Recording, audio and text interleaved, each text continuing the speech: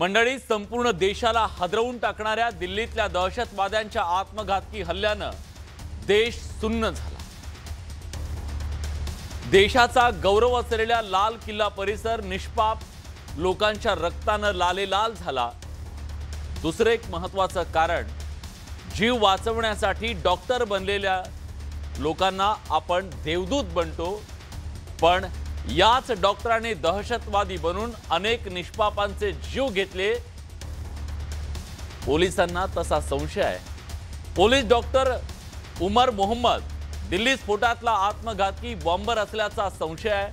आरोपी doctor Muzammil Shakeel स्फोटाचा mastermind असून 2900 kilo स्फोटकं त्याच्याकडून जप्त करण्यात आली। आरोपी डॉक्टर आदिल अहमद त्याच्यावर लॉजिस्टिक सपोर्ट दिल्याचा संशय आहे। अटकेतला आरोपी डॉक्टर शाहीन सईदवर भारतात जैशी महिला विंग तयार करण्याची जबाबदारी होती। डॉक्टर अहमद मोहिउद्दीन हा रिसिन नावाचं विष तयार करत होता। या सगळ्या आरोपींच्या नावाच्या पुढे लागलेली डॉक्टर पदवी गरिबी आणि शिक्षणाच्या अभावानं भरकटलेले तरुण दहशतवादाकडे वळतात, ही थेरी मोडून तोडून टाकणारी आहे। एखाद्या निरक्षर व्यक्तीपेक्षा उच्च शिक्षित तरुण दहशतवादी बनणं हे जास्त धोकादायक आहे। हे प्रमाण नगण्य असलं तरी दहशतवादी गटांमध्ये सामील होणाऱ्यांच्या पैकी 69% किंवा त्याहून अधिक शिक्षित लोकांची होणारी भरती अतिशय चिंताजनक आहे। वर्ल्ड बँकेचा अहवाल हे सगळं सांगतोय। उच्च शिक्षित मुस्लिम तरुण दहशतवादाला बळी पडण्याच्या मागे अनेक कारण आहेत, पण त्यातलं प्रमुख कारण हे कट्टरतावाद आहे। प्रश्न आहे, तुम्ही एवढं शिकूनही धर्माच्या नावाखाली होणाऱ्या हिंसेच्या साठी प्यादे कसे काय बनू शकता? डॉक्टर, इंजिनियर, वैज्ञानिक हे या जगाच्या प्रगतीचे वाहक असायला हवेत। ते जर कट्टरतावादाच्या विषारी जाळ्यात अडकून दहशतवादाचा राक्षसी मार्ग निवडत असतील तर त्याला काय म्हणावं? बुद्धीचा अवमान, मानवतेचा विश्वासघात की एक भयानक वास्तव जे आपल्या समाजाच्या मुळांना कुरतडतंय? शिक्षणानं माणसाचा विवेक जागृत होतो असं म्हणतात, पण यांचा विवेक कुठे गेला? तुम्ही शाळेत गेलात, मग काय शिकलात? द्वेष, हिंसा की धर्माच्या नावानं रक्तपाताची तहान? प्रश्न हाही आहे की शाळेतल्या पुस्तकातून मिळालेल्या ज्ञानाला गाडण्याची ताकद त्या निरक्षर अशा कथित कट्टरतावादी धर्मगुरूंच्या भडकाऊ प्रवचनात जास्त आहे का? दिल्लीतल्या आत्मघातकी स्फोटात अनेक मुसलमान सुद्धा बळी पडले। मग तुम्ही कसली धर्माची लढाई लढताय? शिकून समाजापुढे आदर्श निर्माण करायचा की कट्टरतावादाचं विष पिऊन धर्माच्या मूल्यांवरच घाव घालायचा? व्हाईट कॉलर नावाचं हे संपूर्ण दहशतवादी मॉड्यूल उद्ध्वस्त केलं ते जम्मू काश्मीरच्या पोलीस अधिकाऱ्यानं। तोही मुसलमानच आहे, ज्यानं शेकडो लोकांचे प्राण वाचवले। मग त्याचा धर्म कुठला? अब्दुल कलामांचा धर्म कुठला आणि अब्दुल हमीद यांचा धर्म कुठला? शांततेनं जीवन जगू पाहणाऱ्या या देशातल्या कोट्यवधी मुसलमानांचा धर्म कुठला? माणसाचा खरा धर्म कुठला हे धर्मातल्या लोकांना आणि त्या लोकांनी नीट सांगणं गरजेचं आहे, त्याबद्दल बोलणं गरजेचं आहे। शिवाय या दहशतवादाला मोडून काढण्यासाठी कठोर पावलं उचलणं सुद्धा तितकंच गरजेचं आहे आणि तशा प्रकारचं सामाजिक वातावरण देशातला कट्टरतावाद कमी करणं सुद्धा गरजेचं आहे। आपण बोलूया या सगळ्या चर्चेत सहभागी होण्यासाठी मान्यवर पाहुणे आपल्या सोबत आहेत।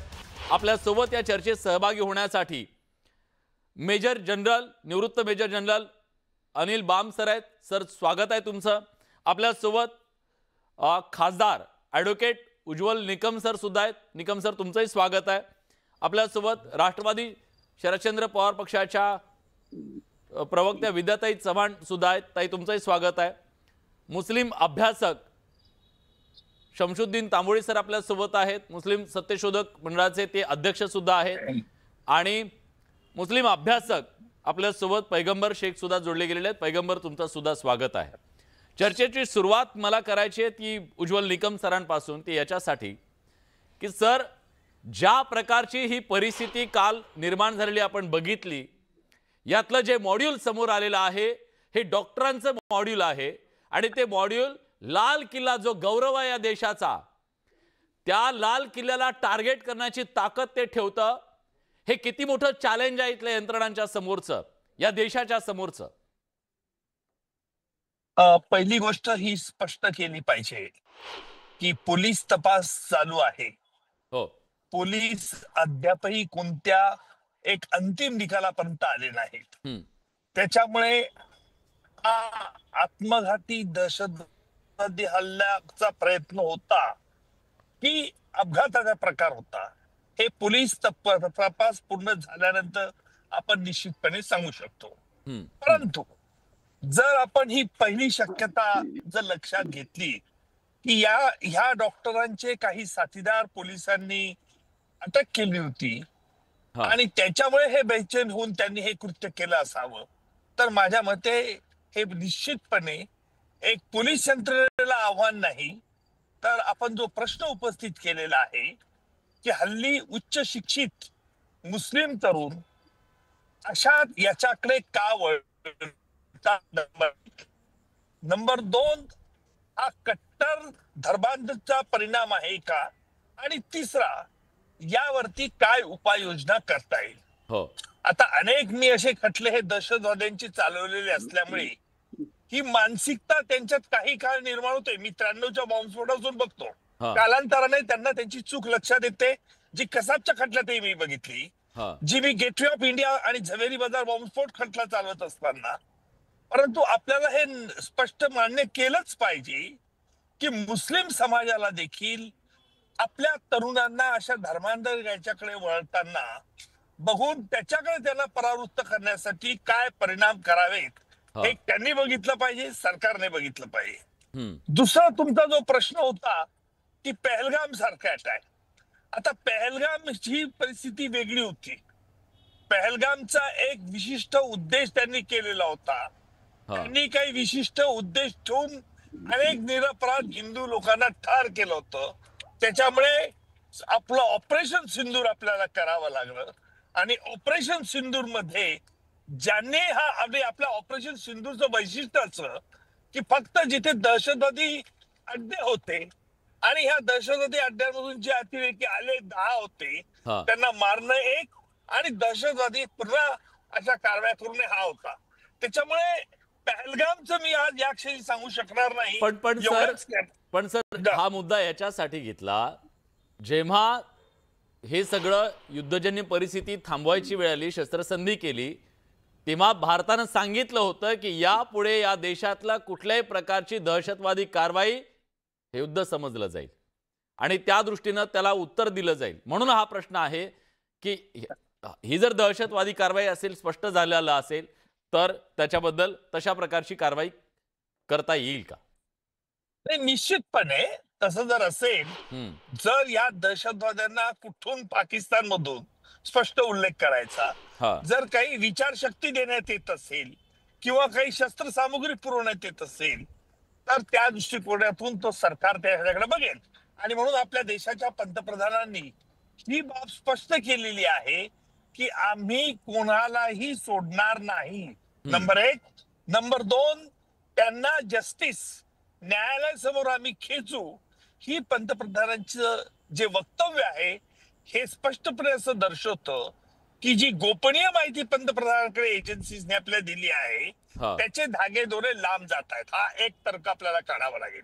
दुसरा तर्क, ज्या अर्थी पंतप्रधान इतक्या स्पष्टपणे बोलता आहे आणि ज्या स्पष्टपणे निर्भयतेने सांगताय की आम्ही हे सहन करणार नाही, लक्षात घेतलं पाहिजे पंतप्रधानांचं एक वाक्य महत्वाचं आहे की जिथून याच्या आम्ही मुळापाशी जाऊ, म्हणजे जिथून ही घातक शक्ती प्रवर्तित केली जाते ती नेस्तनाबूत सरकारला देखील करायची आहे, ही बाब स्पष्ट होते. ठीक आहे. आणि तिसरा महत्वाचा प्रश्न, एकच सेकंदात, तिसरा महत्वाचा बाब म्हणजे की आम्ही यांना न्यायासमोर खेचू, त्यांना जस्टिस काय आहे तो न्याय दाखवून ठेवू. आणि म्हणून हा आत्महत्येप्रवृत्त हल्ला हा याच्याकडे आपण सगळ्यांनी सिरियसली बघितलं पाहिजे. अर्थात हे पोलीस तपासात स्पष्ट होईलच. हो, ठीक आहे.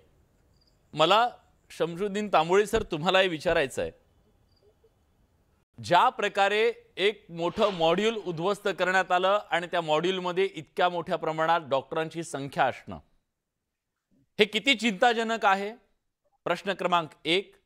आणि दुसरं, ज्यांना आपण म्हणतो की शिक्षणानं माणसाचा विवेक जागा होतो, माणूस शिक्षणाच्या माध्यमातून डॉक्टर तो देवदूत बनतो समजा, पण तो यमदूत बनावा अशी काय परिस्थिती निर्माण झाली, का असं होतंय?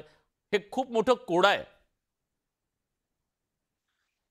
सर्वप्रथम या समाज आणि देश विघातक, मानवतेला कालिमा फासणाऱ्या अत्यंत निंदनीय अशा या घटनेचा मी तीव्र शब्दात निषेध करतो.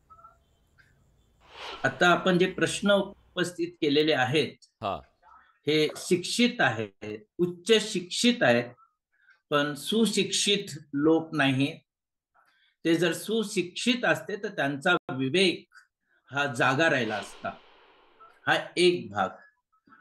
दुसरा महत्वाचा भाग असा आहे की याच्या पाठीमागे कोणत्या शक्ती कारणीभूत आहेत. आपल्याकडे जेव्हा ऑपरेशन सिंदूर ही मोहीम आखण्यात आलेली होती, तेव्हा जैश ए मोहम्मद याचा जो नेता आहे, ज्याला त्याचं सर्वांना माहिती आहे, त्याच्या बहिणीचा नवरा त्यामध्ये मारल्या गेलेला होता. आणि त्यानंतर त्या बदल्याची आपल्याला त्याचा बदला घ्यायचा आहे. या भावनेतून जैश ए मोहम्मद, जे पूर्वी या कट्टरतावादी दहशतवादी संघटनेमध्ये महिलांचा समावेश नको असे म्हणणारी जी संघटना होती, त्यांनी जमातुल मुमिनात नावाची संघटना, महिलांची संघटना स्थापन केली. आणि मग आपल्यावरती अन्याय होतो आहे, पक्षपात होतो आहे, याचा बदला घेतला पाहिजे आणि इस्लामचं शुद्धीकरण, एकता, भक्तिभावाची भाषा आणि आध्यात्मिक समाधान मिळावं म्हणून सुशिक्षित मुस्लिम महिलांना यामध्ये सहभागी करून घेऊन त्यांना प्रशिक्षण देण्याचं एक कारस्थान केलेलं आहे. आपल्याला दुसरी गोष्ट माहिती आहे की ऑपरेशन सिंदूर नंतर पाकिस्तानातील राजकीय आणि अन्य धर्मांध नेते ज्या पद्धतीने वल्गना करत होते त्याचं कुठेही समर्थन करता येत नाही, निंदनीय आहे. या सगळ्या गोष्टीतून उभे राहिलेलं हे जे परदेशातील पाकिस्तान पुरस्कृत ही जी मानसिकता आहे ती कार्यरत झालेली आहे. आणि म्हणून या उच्च शिक्षित किंवा डॉक्टर्स किंवा ज्याच्यामध्ये महिलांचा सुद्धा सहभाग आहे, त्या पाठीमागे काय मानसिकता असली पाहिजे याचा आपण अंदाज घेऊ शकतो. आणि म्हणून आजची ही जी घटना आहे, काल आजची दिल्लीत एक घटना घडते आणि त्याच वेळेस हरियाणा आणि उत्तर प्रदेशातही काही धागेदोरे सापडतात. कितीतरी स्फोटक हस्तगत केली जातात, अटक केली जातात. जे लोक सापडतात त्यांच्याबद्दल ऑपरेशन 2 हे करणं हे गरजेचं आहे. पण दुर्दैवाने आपल्याकडे अशा पद्धतीचे जेव्हा बॉम्बस्फोट होतात, अशा वेळेस जे गुन्हेगार पकडले जातात, काही कारणांनी, पुराव्याच्या अभावांनी त्यांची सुटका सुद्धा केली जाते. तेव्हा शोध यंत्रणा, तपास यंत्रणा, प्रशासन यंत्रणा याच्यातील पारदर्शकता आणि त्याची विश्वासार्हता खंडित होते. हा जो हल्ला आहे तो केवळ भारतीय समाजावरचा नाहीये, मानवतेवरचा नाहीये, हा मुसलमानांच्या वरचं एक मोठं संकट आहे. आणि त्यामुळे जे मुस्लिम उदारमतवाद किंवा इस्लामच्या चांगल्या गोष्टीचा पुरस्कार करतात, त्यांनी या गोष्टी कशा थोपवायच्या याचाही निश्चित पद्धतीने अभ्यास केला पाहिजे. आणि या ज्या महिलांचे एक इस्लामी सुधार चळवळ या नावाने हे कार्यरत आहे. म्हणजे इस्लामची सुधार चळवळ म्हणजे नेमकं काय, तर पुन्हा इस्लामकडे चला, पुन्हा मूलतत्ववादी बना, तुमच्यावरच्या संकटाचं निरसन करा आणि म्हणून तुम्ही अशा पद्धतीच्या कार्यवाही करा, असे जे प्रशिक्षण दिलं जातं, तेव्हा असे मदरसे आणि त्या सगळ्याला हे बळी पडतायत आणि त्याच्याबद्दल बोललं पाहिजे सर. बोललं पाहिजे म्हणूनच पैगंबर शेख सातत्याने याच्याबद्दल बोलत असतात। ही अशी माणसं आहेत। आणि पैगंबर मला सांगा, ज्या प्रकारे एक आतापर्यंत थेरी मांडली जायची, दहशतवादाला कोण बळी पडतंय, या कट्टरतावादाला कोण बळी पडतंय, तर त्याचं उत्तर दिलं जायचं जे गरीब आणि अशिक्षित आहेत ते भरकटलेत ते याला बळी पडतायत। पण ही थेरीच इथं मोडून पडताना दिसतेय, कारण जे उच्च शिक्षित आहेत तेच इथं बळी पडतायत त्या कट्टरतावादाला। याला काय म्हणायचं? सर्वात आधी तर दिल्लीमध्ये जी निंदनीय घटना घडली त्या घटनेचा मी तीव्र निषेध व्यक्त करतो आणि जे लोक याच्यामध्ये मृत पावले आणि जखमी झाले त्यांच्याबद्दल सहवेदना व्यक्त करतो। ज्याने एका मनुष्याचे प्राण वाचवले त्याने जणू संपूर्ण मानव जातीचे प्राण वाचवले असं कुराणातील सूरह अल मायदा मध्ये आयत क्रमांक 32 मध्ये लिहिलेलं आहे। आणि त्याच कुराणाचा आधार घेऊन त्या इस्लामचा आधार घेऊन जे आहे ते काही धर्मांध संघटना ज्या आहेत ज्या स्वतःला जिहादी म्हणून सांगतात ते मुस्लिमांना आतंकवादाकडे नेण्याचा जो आहे तो प्रयत्न करतात। या गोष्टी देखील तितक्याच निषेधार्ह आहे आणि याच्यावर खरं तर बोललं पाहिजे। राजकारण एकीकडे आहे की देश सुरक्षित हातों में है, पुन्हा दहशतवादी हल्ला होऊ देणार नाही वगैरे वगैरे, या सगळ्या गोष्टी एकीकडे आहेत।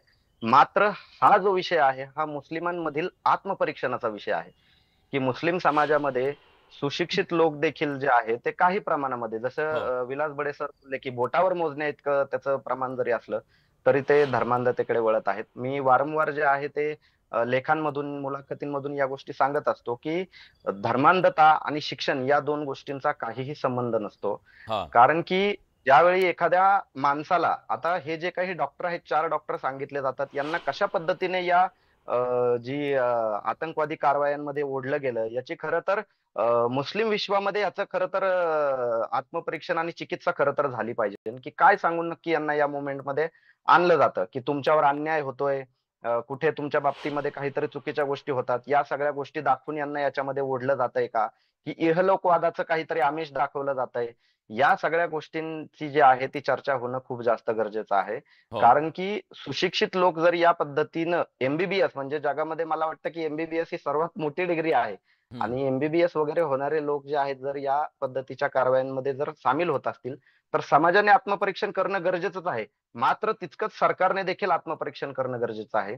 जवाहरलाल नेहरू म्हणतात की अल्पसंख्याकांची जी धर्मांधता आहे ती आत्मघातकी असते आणि बहुसंख्याकांची जी धर्मांधता असते ती राष्ट्रघातकी असते। हे जवाहरलाल नेहरू जे आहेत ते आधीच बोलून गेलेले आहेत। तर त्याचा जो अनुभव आहे तो मुस्लिम समाज या काळामध्ये घेतोय की या सगळ्या व्यवस्थेवरून जे आहे ते विश्वास वगैरे उठल्यामुळे अशा पद्धतीच्या काही घटना घडतात का याचं देखील आत्मपरीक्षण केलं पाहिजे। संवाद कुठे कमी पडतोय का, सरकार म्हणून संवाद कुठे कमी पडतोय का, या गोष्टीकडे देखील लक्ष दिलं पाहिजे। निषेध वगैरे या सगळ्या गोष्टी सुरूच आहेत।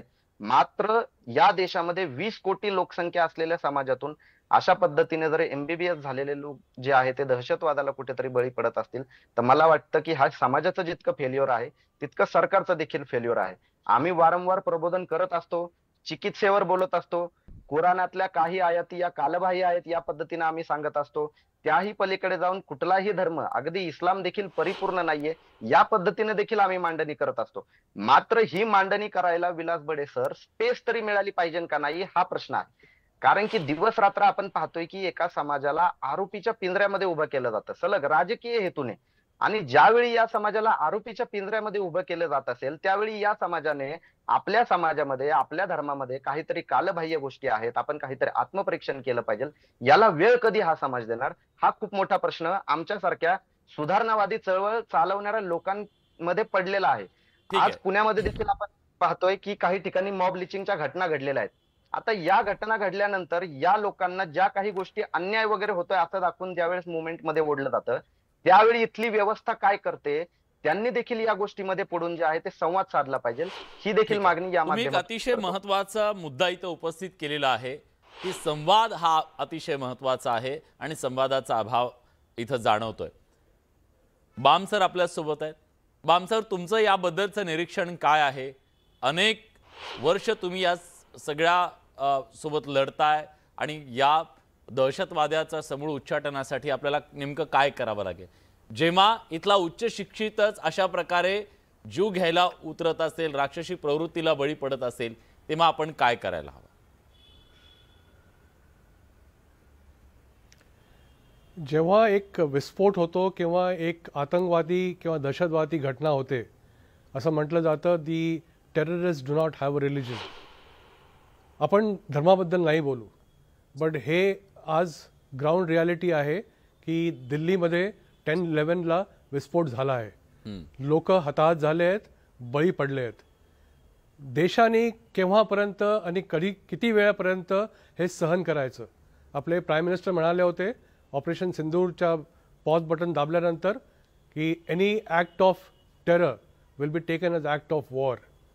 मी वॉर मॉंगरिंगच्या कम्प्लिटली विरुद्ध आहे, कारण मला एक युद्धाची विभीषणा मला समजते आणि कुठल्याही गोष्टीचं आधार किंवा त्याचं निराधार एक युद्ध होऊ शकत नाही, कारण दोन्हीकडनं खूप नुकसान होतं. पण जेव्हा असे लोक असं कारवाई करतात, स्पेशली ह्यांचे जे हँडलर्स आहेत आणि खूप पुरावे आहेत, हे जे 9 लोकांना अरेस्ट केली आहे, इतक्या मोठ्या अमाऊंटमध्ये आपण पाहिलंय की गोळा बारूद 2900 kgs गोळा बारूद आपल्याला सापडलेला आहे. त्याच्यामध्ये इलेक्ट्रॉनिक्स आहेत, त्याच्यामध्ये केमिकल्स आहेत, त्याच्यामध्ये रिएजंट्स आहेत. आणि हा मुलगा ह्या कॉलेजमध्ये अल फलाह कॉलेजमध्ये शिकवत असताना स्वतःची रूम असताना 2 रूम घेऊन इथे हा साठा करतो. म्हणजे ही किती फेलियरची बाब आहे आपल्या सगळ्यांसाठी. खूप सोपं आहे म्हणायला की इंटेलिजन्स फेलियर झालं, हे झालं, ते झालं. ऑन ग्राउंड विस्फोट झाला आहे, ह्याचं समाधान आपण काढलंच पाहिजे. आणि जेव्हा आपल्याला पूर्ण क्लिअर आहे की हे का केलं जातं, हे सगळं क्लिअर होईल.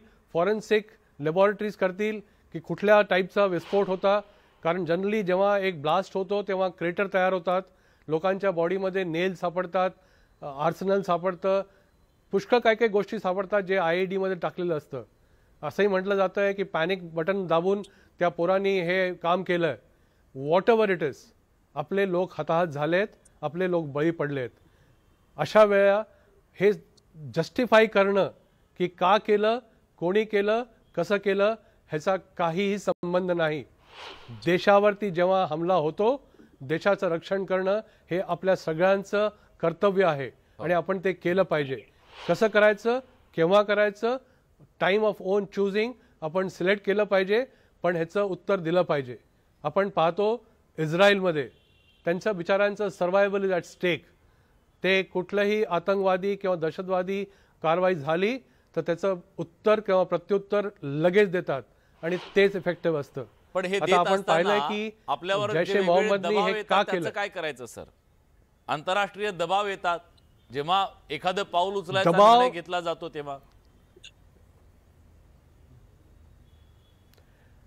आंतरराष्ट्रीय दबाव कधी झेलायचा नसतो, कारण कुठलाही देश कुठल्याही देशावर दबाव टाकू शकत नाही.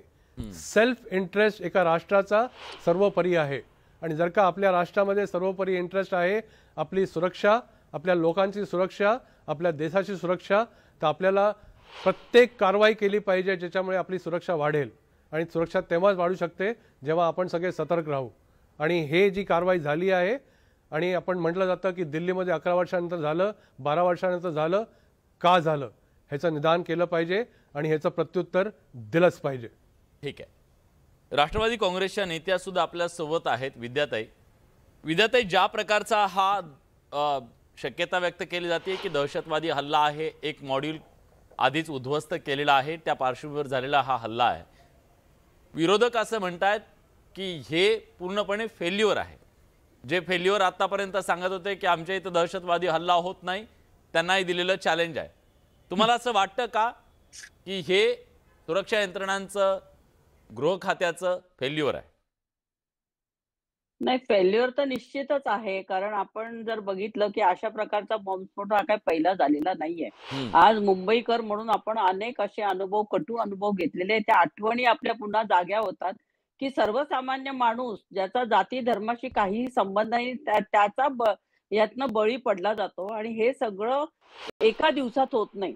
ह्या सगळ्या ज्या लहरी आहेत या कायम देशामध्ये कुठे ना कुठे जाणीवपूर्वक हे ठेवल्या जातात. म्हणजे मला याचं खूप वाईट वाटतं की आपल्या देशामध्ये अशा प्रकारे होत नव्हतं, परंतु आपल्या देशामध्ये सर्व धर्म समभाव हा जोवर आपण मानत नाही तोवर मला असं वाटतंय असं होत राहणार आहे.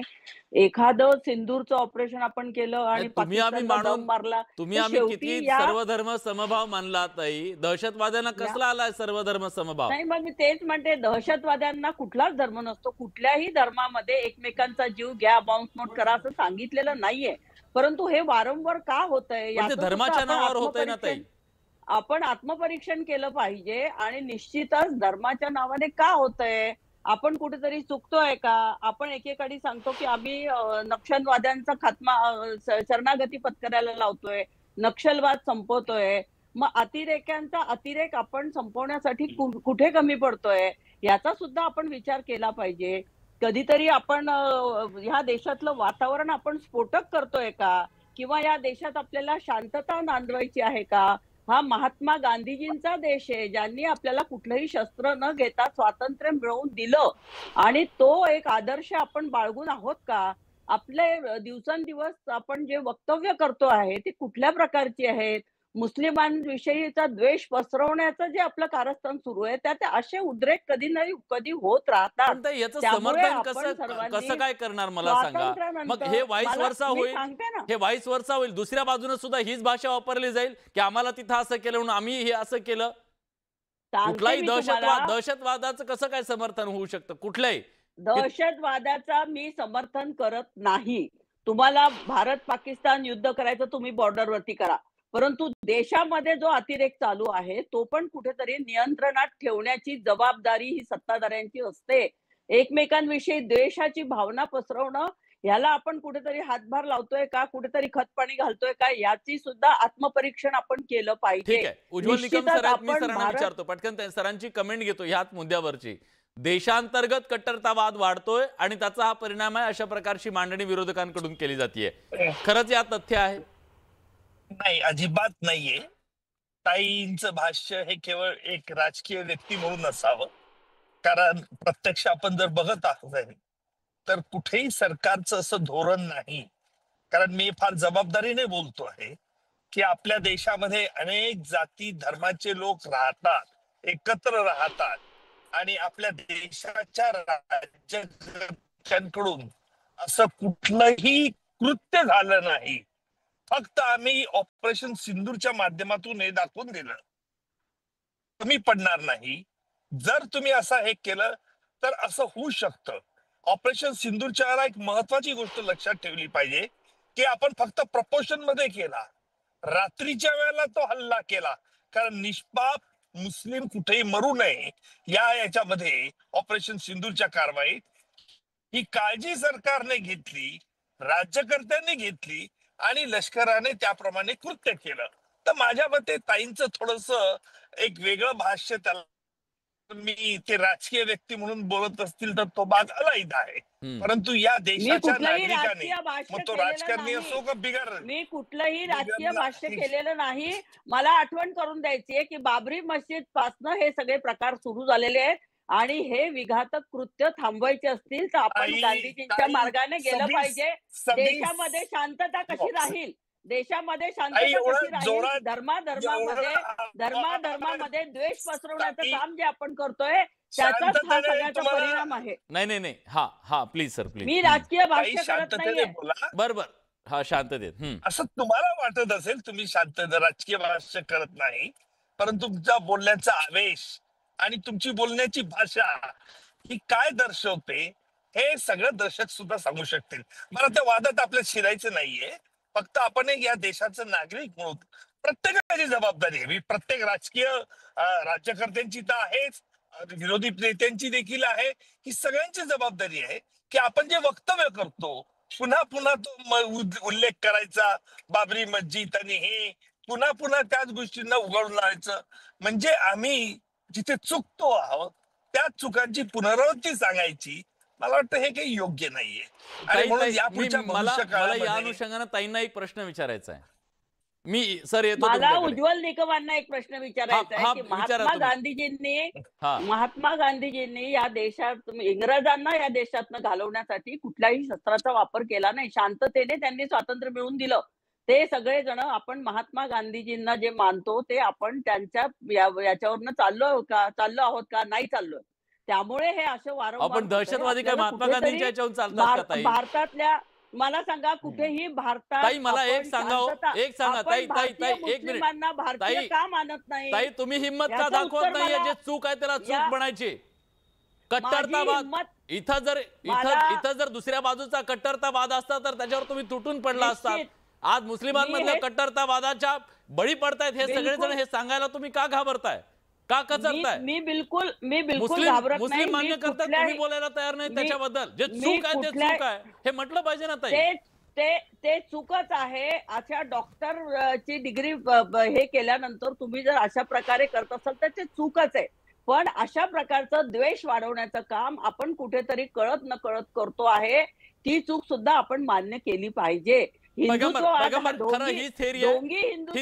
आपल्या देशामध्ये हीच खरी थेरी आहे दहशतवादी होण्याची. कधी बोलणार आहोत त्याच्यावर, आपण कधी बोलणार आहोत? पैगंबर हीच थेरी आहे का दहशतवादी बनण्याची? आणि त्याचा अप्रत्यक्ष समर्थन नाही का? हे 2 मिनिटं. राम मंदिराचा समर्थन केलेलं नाही मी. 1 मिनिट विद्याताई, 2च मिनिटं प्लीज. राम मंदिराचा जो मुद्दा आहे तो भारतभरातल्या तमाम मुस्लिमांनी लिटरली सोडून दिलेला आहे. हे मी जाहीरपणे आणि अतिशय जबाबदारीने सांगतो. राम मंदिराचं ज्यावेळेस बांधणी झाली त्यावेळेस देखील खूप साऱ्या मुस्लिमांनी त्याला शुभेच्छा दिलेल्या आहेत. मात्र राम मंदिराचा मुद्दा सोडल्यानंतर प्रत्येकच मशिदी खाली जर आपण मंदिर शोधणार असू, प्रत्येकच जर धार्मिक दर्ग्याखाली जर आपण मंदिर शोधणार असू, तर मग मला वाटतं की हा जो मुद्दा आहे हा कायमच सततच जे आहे ते तणावपूर्ण वातावरण राहील. तर आपल्याला थांबायचं कुठे आहे हे देखील ठरवणं. पण पैगंबर 1 मिनिट, इनडायरेक्टली तुम्ही सुद्धा हे दर्शवताय की अशा प्रकारचं वातावरण झालं म्हणून दहशतवादाचं दूरपर्यंत कसं समर्थन? वाईस वर्सा घ्या. आता हा दहशतवादी हल्ला झाला, हा दहशतवादी हल्ला झाला म्हणून दुसरे दहशतवादी निर्माण होणं योग्य आहे का? नाही नाही नाही नाही नाही. एक लक्षात घ्या, पाकिस्तान सारखा देश भारताविषयी कधीही चांगला विचार करू शकत नाही. ठीक आहे. आणि पाकिस्तान पुरस्कृत जो दहशतवाद या देशामध्ये पोचला जातोय, जो वाढवला जातोय, त्याच्यासाठी आपण इथे काहीतरी घडतंय म्हणून तो काहीतरी वाढवला जातोय असं आपण बोलू शकत नाही. इथे काहीही झालं तरी पाकिस्तान मधला जो दहशतवाद आहे, जे जैश ए मोहम्मद सारख्या ज्या काही संघटना आहेत, जे लष्कर ए तय्यबा सारख्या ज्या काही संघटना आहेत, या संघटना ज्या आहेत या कशाच्या आधारावर उभा राहिलेल्या आहेत? तर त्यांना या देशामध्ये अस्थिरता माजवायची. जे आपण आता काही दिवसांपूर्वी, काही महिन्यांपूर्वी पहलगाम काही आपण पाहिलं, ते स्तरावर घडवलं गेलं की या देशामध्ये हिंदू मुस्लिम तणाव त्यांना निर्माण करायचा होता. विद्याताई जो विषय बोलतायत तो विषय वेगळा विषय आहे. That is different thing. की या देशामध्ये देखील जे आहे ते मुस्लिमांच्या बाबतीत मॉब लिचिंग केली जाते, काही ठिकाणी धार्मिक स्थळांवर हल्ले केले जातात आणि त्याचा आधार घेऊन त्यांना धर्मांध बनवण्याचा प्रयत्न केला जातो. हा तो विषय आहे ऍक्च्युली. आणि या सगळ्या गोष्टींना इथला मुस्लिम जर बळी पडत असेल, इथले काही मुस्लिम जर बळी पडत असेल, त्याला बळी पडता कामा नये. त्याला बळी पडता कामा नये. शेवटचा एक विलास बडेजी, मला महत्वाचा मुद्दा सांगायचा आहे. तुम्हाला जर अतिरेक्यांना उत्तर द्यायचं असेल, पाकिस्तानात येऊन जर अतिरेक करत असतील तर बॉर्डरवरती आर्मीने दिलं पाहिजे. आपण आपल्या देशामध्ये शांतता राखण्यात कुठेतरी कमी पडतो हे आपण कबूल केलं पाहिजे. तांबोळी सर, शेवटचे 30 सेकंद आहेत मला तुमच्याकडून. हे रोखायचं कसं? कारण हे सगळं हा कट्टरतावाद रोखावा लागेल. अगदी बरोबर आहे. विद्याताईंनी जी मांडणी केली त्यात अजिबात तथ्य नाही असं म्हणता येणार नाही. देशातील आणि देशाबाहेरील ज्या विघातक शक्ती आहेत ते याचा निश्चितपणे वापर करून घेतात. दुसरी गोष्ट, सर्व धर्म समभावापेक्षा अलीकडच्या काळात सर्व धर्म आपभावाला आपण सन्मान करायला लागलो, त्याचा सहभाग करून घ्यायला लागलो. आज एकाच गोष्टीचा मला इथे उल्लेख करायचा आहे. आज स्वातंत्र्य सैनिक मौलाना अबुल कलाम आझाद यांची जयंती आहे. पण मौलाना आझादांनी कुराणचा जो अर्थ सांगितलाय ते इथल्या कट्टरतावादी मुसलमानांनी कधीच स्वीकारलेला नाहीये. त्यांनी आपल्या उर्दू भाषेतील एकही शिवी बाकी ठेवलेली नाही की मौलाना अबुल कलाम आझादांना दिलेली नव्हती. ही जी कट्टरतावादी, जमातवादी, धर्मांध मानसिकता आहे ती थोपवणं, आणि एकाच धर्मांधाची म्हणत नाही, अनेक नाही सगळ्यात नाही सर मी अगदी महत्वाचं तुम्ही बोललेला आहात. कुठलाही कट्टरतावाद हा योग्य नाहीये, या धर्मातला असो किंवा त्या धर्मातला। जेव्हा जेव्हा त्या धर्मातल्या असेल कट्टरतावाद समोर आला असेल, हिंदू धर्मातला आला, मी नाव घेऊन बोलतो, हिंदू धर्मातल्या कट्टरतावादाबद्दल सुद्धा आपण या व्यासपीठावर कठोरपणे बोललोय आणि मुस्लिमांच्या कट्टरतावादाबद्दल पण आपल्याला इथं बोलावं लागेल आणि तिथं हातचा राखून बोलायचंय असं चालणार नाही। कुठलाही कट्टरतावाद हा योग्य नाही हे ठामपणे सांगावं लागेल। आणि आजच्या तरुणांनी विज्ञान घेतलंय हाती, आपण देवदूत बनलोय, तर आपण कुठल्या मार्गाने जातोय, कुठल्या धर्मांध लोक आपल्याला बदलू शकत नाहीत हे सांगणं गरजेचं आहे।